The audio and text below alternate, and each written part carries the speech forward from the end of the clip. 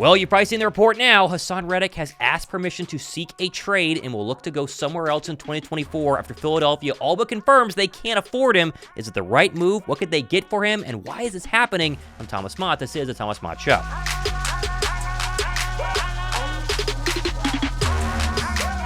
Well, on a day where we're supposed to be talking about the Super Bowl, Philadelphia's eyes are focused on one Haason Reddick. And number 7, well, there's some big news here with Rapoport saying just a couple of minutes ago, All-Pro edge rusher Haason Reddick has received permission to seek a trade following another disruptive season featuring double-digit sacks. The 29-year-old with 27 sacks over 2 seasons in Philadelphia could land elsewhere. Now, initially, it's kind of a shock, but as we get into this, you got to realize he's 29 years old. He had kind of a down year this past season despite having double-digit sacks, and the cost is going to be very, very expensive. But first, though, we have to understand one thing. This is not guarantee he's officially going to leave. He seek permission to go ahead and ask for a trade, and John Clark doubled down on this, saying, I'm told the Eagles will only do a deal with the team if compensation and cap considerations work out for them. They're trying to find a win-win situation for both sides. It's my understanding the Eagles have other pressing needs and have limitations to spend money on defensive line right now. The final couple lines of that tweet really sum things up. Philadelphia has other pressing needs, and they don't have a lot of money. When you look at the cap space right now, before Philadelphia makes a bunch of cap moves, which we know Howie Roseman will do,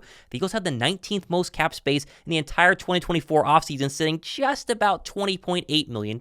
If you're Haason Reddick, let me just ask you this. And you look around the league and you say, okay, Nick Bosa, he's the highest paid edge rusher at $34 million. TJ Watt, $28 million. Joey Bosa, $27 million. Where am I right now?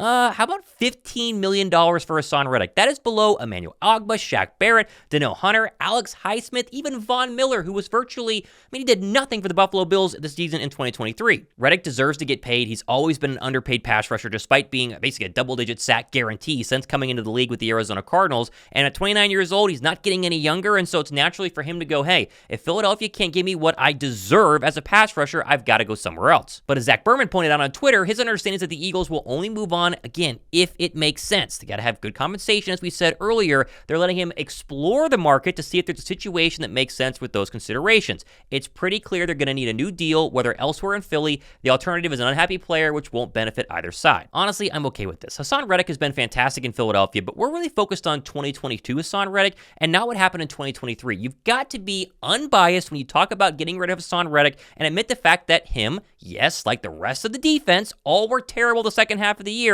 but he was virtually invisible the final 5 games of the season. You look at the stats, he did not record a single sack. The last time he had an actual sack was against the Dallas Cowboys when Philadelphia got killed on the road in Dallas. That was 5 games before the end of the season. That's a long time to not record a sack. But Thomas, how about dropping him back into coverage? He was in coverage as a linebacker sometimes. Sure, but it was still very rare. He wasn't dropped into coverage more than 4 or 5 times a game. The rest of the time, he was coming off the edge as a normal pass rusher that he has been and not able to produce sacks basically at all. And at 29 years old, Philadelphia understands that his best years are basically here. Sure, could he have one more good year at 30 or 2 more good years at 30 and 31? Absolutely. But are you going to sign him to a 5-year contract and expect him to be productive into his 33 year or 34 year of age? It's just very, very unlikely. And I'm not an anti-Haason Reddick guy at all. He's been the best pass rusher Philadelphia's had in a very, very long time. Trust me. But if you want to make sure that you're maximizing not only this season in 2024, but long-term as well, Philadelphia's cap situation shows that they have pressing needs basically at other positions.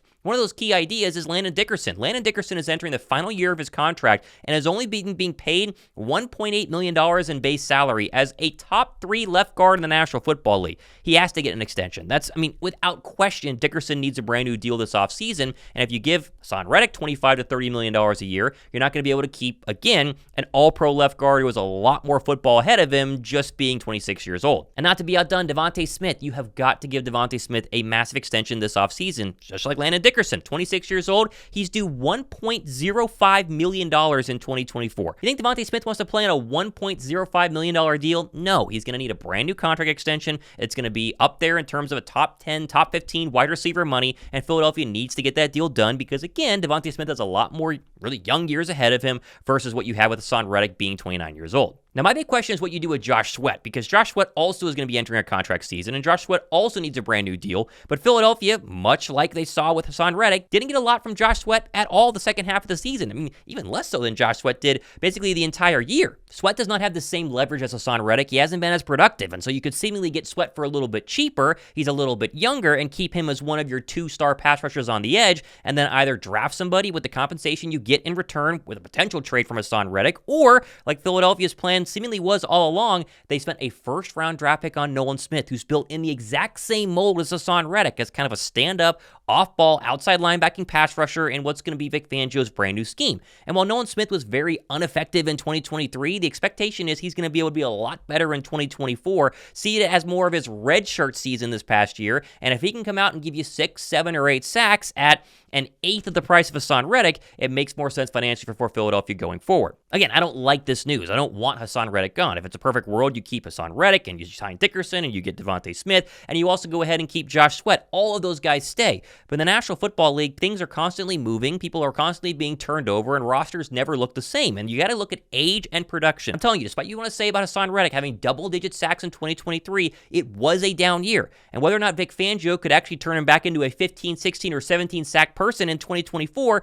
is going to be unknown, because Philly does not have $25 to $30 million that Haason Reddick is going to command on the open market. So what you're going to do now is let him request a trade, go see if he can find a team that only wants to give up draft compensation for him, but also wants to give him a brand new contract. If he does, the trade will happen. If he does, then he comes back to Philadelphia and signs a more team-friendly deal. But it seems like right now, with a new league year a couple of weeks away, they're already giving him permission to seek this trade. It's probably going to get done a lot sooner rather than later. This offseason is going to be critical for both Howie Roseman and Vic Fangio. They're going to have to work together to make sure they still field a very talented defense, but also maximize everything they can squeeze out of the current players that are on the roster or new free agents that they bring in, plus the 9+ draft picks Philadelphia will have probably around the end of April. If Howie Roseman can put together a really, really strong group, and Fangio can get even 15%, 20%, 30% better out of the defense than what you saw Matt Patricia and Sean Desai do in 2023, Philadelphia will still be a very good football team. Losing one player is not the end of the world. I think back to the old Bill Belichick regime where they seemingly got rid of players